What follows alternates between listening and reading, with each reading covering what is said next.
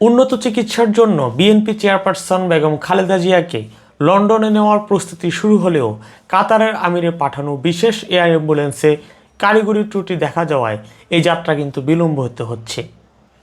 BNP মহাসচিব মির্জা ফখরুল ইসলাম আলমগীর জানিয়েছেন, রাতেই অ্যাম্বুলেন্স ঢাকায় পৌঁছানোর কথা ছিল, কিন্তু টেকনিক্যাল সমস্যার কারণে তা পিছিয়ে যেতে পারে।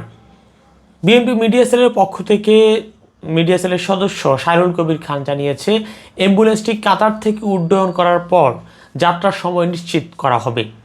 সব মিলিয়ে খালেদা জিয়ার লন্ডন অভিমুখে যাত্রা শুক্রবার সকাল 10টার পরও হতে পারে বলে ধারণা করা হচ্ছে।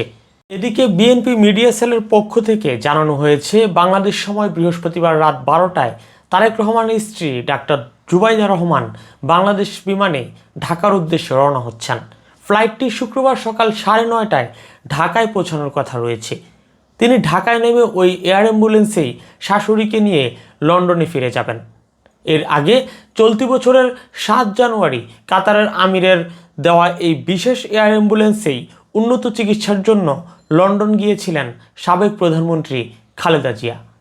চিকিৎসা শেষে তিনি গত মে মাসে একই অ্যাম্বুলেন্সে দেশে ফেরেন।